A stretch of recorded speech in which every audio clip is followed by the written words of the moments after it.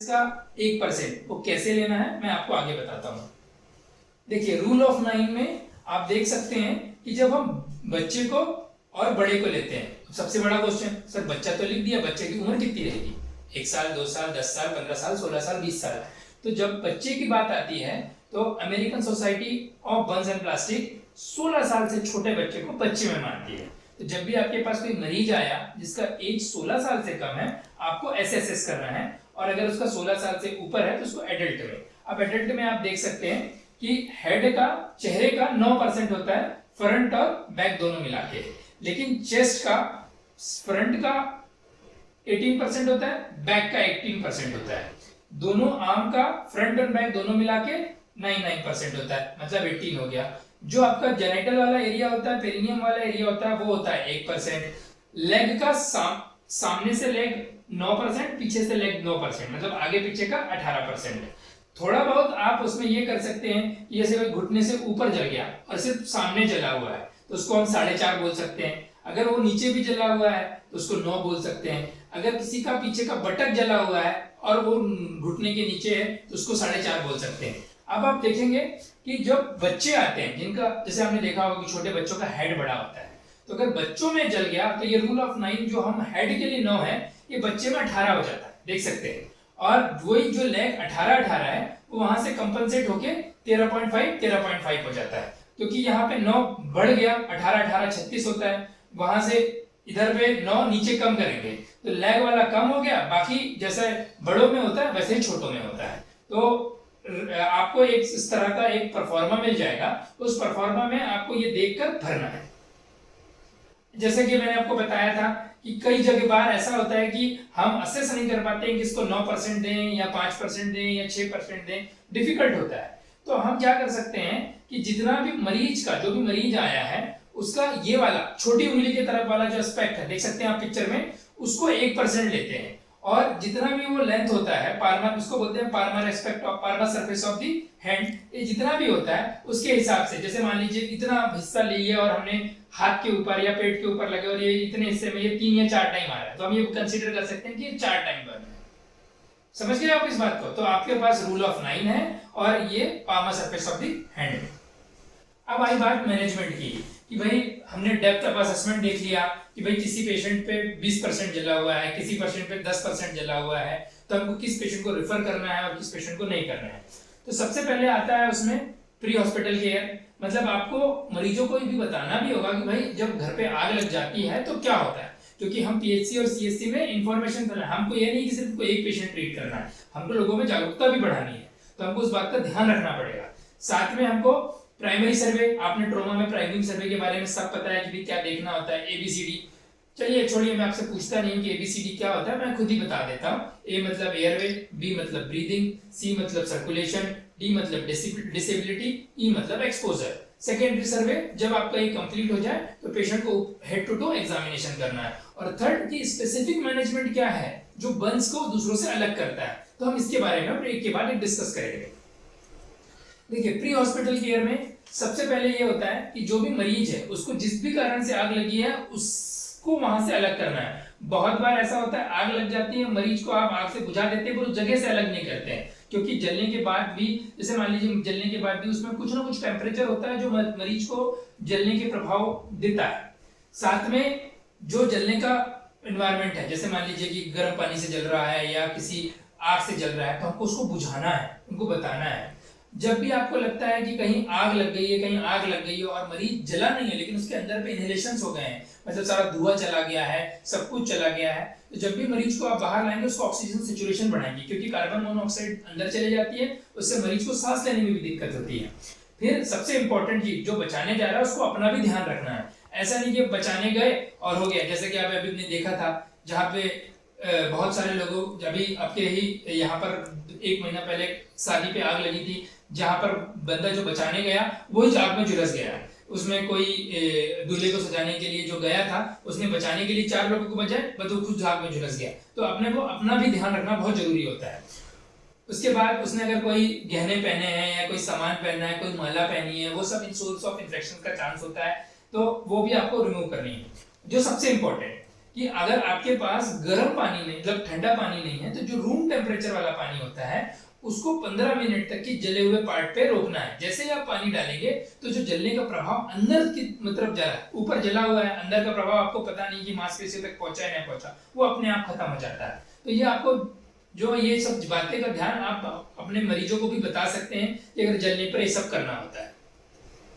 इसके बाद जो आपको पता ही है कि प्राइमरी सर्वे क्या होता है, वो मैंने आपको बता ही दिया। हमारे पीएचसी में जैसे इंट्यूबेट करना या फिर एस्क्लेरोटॉमी करना डिफिकल्ट है, बट अपनी तरफ से हम जो कर सकते हैं, जैसे हम ये कर सकते हैं कि हम सबसे पहले पेशेंट का एयरवे चेक कर सकते हैं। एयरवे चेक करने में हम ये देख सकते हैं कि जो भी मरीज आया हो उसको सांस लेने में कोई दिक्कत तो नहीं हो रही है, वो और सांस लेने में दिक्कत हो रही है, इसका सबसे बड़ा बहुत ही आसान तरीका होता है जानने का कि आप उससे पूछो आपका नाम क्या है। अगर वो अपना नाम बोल पा रहा है, वो आपसे बात कर पा रहा है, तो उसको सांस लेने में कोई दिक्कत नहीं है।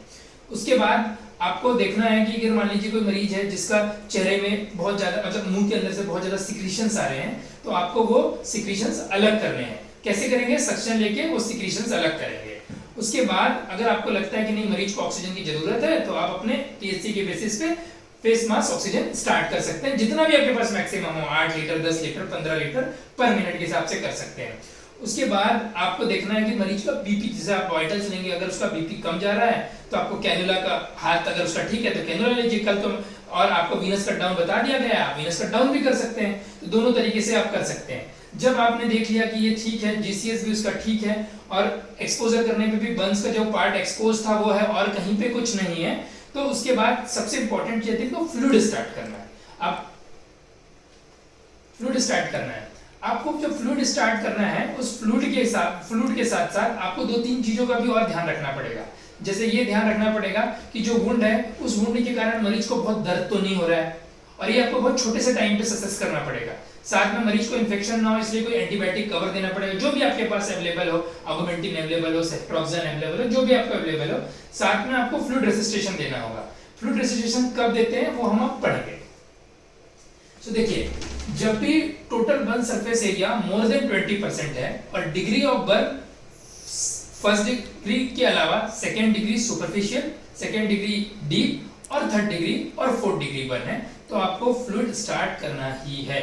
सो व्हेनेवर, मतलब आपको ये जानना है कि more than 20% total burn surface area मरीज का आपने कैलकुलेट किया, आपने वेलस रूल लगाया, आपने देखा कि पेशेंट को superficial second degree deep burn है, आपके हिसाब से ज्यादा नहीं है, मरीज यंग है, लेकिन अगर वो 20 डिग्री बर्न आपका कैलकुलेट हो रहा है, 20 डिग्री कैसे होगा? मान लीजिए आपने कैलकुलेट किया कि भैया उसका फेस जल गया है, उसका फेस जल गया है, फेस का कितना होता है 9, उसने आपने देखा कि चेस्ट जला है लेकिन आधा पार्ट जला है 9। अब आपका जो फ्रंट होता है वो पूरा 18 होता है, तो आपने देखा कि आधा पार्ट जला है, तो आपने 9 और ऐड कर लिया, 9 और 9 कितना हो गया 18। आपने फिर देखा कि उसका थाई जला हुआ है, पर थाई आपका एक साइड से जला हुआ है, तो आपने वहां पे 4.5 ऐड कर लिया। अब 9 + 9 18 और 4.8 22 हो गया। अब चाहे वो आपने देखा कि कलर, तो जैसे हमने कल पढ़ा था कि हमने पढ़ा था कि कलर जो है वो गुलाबी ना होके लाल कलर का होना चाहिए। लाल दिख रहा है लेकिन आपका जो परसेंटेज है वो मोर देन 20 आ रहा है। अगर वो 20 आ रहा है तो आपको कोई दिक्कत नहीं है कि आप उसको पार्कलेट फार्मूला के हिसाब से दें। अब क्वेश्चन आता है कि भाई पार्कलेट फार्मूला यूज कैसे करें, भाई क्या होता है? तो ये बहुत सिंपल होता है, आपको पेशेंट का वेट देखना होता है। अब क्वेश्चन है कि पेशेंट तो जला हुआ है, हमारे पास वेट की मशीन नहीं है, तो आप अंदाजा लगा लीजिए कि ये मरीज दिखने में इतना लंबा है, चौड़ा है, तो इसका 50 किलो हो सकता है, 60 किलो हो सकता है, 70 किलो हो सकता है। आपके पास रूल ऑफ 9 तो है ही, आपने रूल ऑफ 9 से टोटल बॉडी सरफेस एरिया निकाल लिया, साथ में आपने आपको फिर एकदम सिंपल होता है, 4 से मल्टीप्लाई करना होता है। 4 से आपने मल्टीप्लाई किया, वेट ऑफ द पेशेंट आया और टोटल बर्न सरफेस एरिया आ गया आपके पास। तो आपका 4 तो कांस्टेंट है ही, आपने रूल ऑफ 9 निकाल के टोटल बर्न सरफेस एरिया कर दिया, वेट का पेशेंट का वेट देख लिया, चारों को जो भी मल्टीप्लाई करेंगे आपको एक नंबर आ जाएगा। जैसे एग्जांपल हम करते हैं, 4 हो गया, टोटल बर्न सरफेस एरिया 20 रखते हैं क्योंकि 20 से ही स्टार्ट करना है, उससे कम तो करना नहीं है, तो 4 into 20 is 80 और पेशेंट को हम मान लेते हैं कि 50 kg का था, तो 80 into 40, 80 into 50 4000। तो टोटल जब आप करेंगे तो आपको 4000 मिल रहा है। 4 into 20 80, 80 into 50, so 80 into 50 is 4000। अब जब आपके पास कैलकुलेशन में आ गया कि 4000 हो गया, मतलब आपको 4 लीटर्स फ्लूइड चलाना है। अब क्वेश्चन आता है कि फ्लूइड कौन सा चलाना है। आपको फ्लूइड चलाना है रिंगर लैक्टेट। अगर वो वार्म हो तो बहुत अच्छी बात है, अगर नहीं है तो कोई बात नहीं, बट आपको फ्लूइड ऑफ चॉइस होगा रिंगर लैक्टेट। अब फिर से वही बात की रिंगर लैक्टेट ही क्यों नहीं, नॉर्मल सलाइन क्यों नहीं दे सकते, डेक्सट्रोज क्यों नहीं दे सकते? तो रिंगर लैक्टेट जो सोल्यूशन होता है उसकी ऑस्मोलैरिटी आपकी बॉडी की ऑस्मोलैरिटी से इक्वल होती है, तो जो फ्लूइड आप देंगे उसमें ऑस्मोसिस नहीं होगा। मतलब अगर आपने नॉर्मल सलाइन दे दिया और उस पेशेंट की हाइपर ऑस्मोलैरिटी बढ़ी हुई है तो फ्लूइड बाहर से अंदर की तरफ जाएगा, फिर वो कैपिलरी लीक होगा, वही आपको एडिमा बनेगा, इंफेक्शन होने के चांस होंगे। इसलिए फ्लूइड ऑफ चॉइस क्या होगी, रिंगर लैक्टेट, और दूसरा कुछ नहीं। अब ये हो गया, इसके बाद हमको उसको फ्लो कैसे करना है? हम क्या करेंगे, 4000 को दो पार्ट में डिवाइड करेंगे, 2000 2000, और जो शुरू का 2000 है उसको 8 से डिवाइड कर देंगे। तो आप जब जो भी आपका फर्स्ट 8 आवर्स होगा उसमें 2000 ml आपका रिंगर लैक्टेट जा चुका होगा, और जो नेक्स्ट के 16 आवर्स हैं उसमें आपको 2016। अब आपने फ्लूइड चला दिया, अब आपको सबसे बड़ा क्वेश्चन ये आ रहा है कि भाई हमने फ्लूइड तो चला दिया, लेकिन हम मॉनिटरिंग कैसे करें कि इसको फ्लूइड प्रॉपर जा रहा है या नहीं जा रहा है?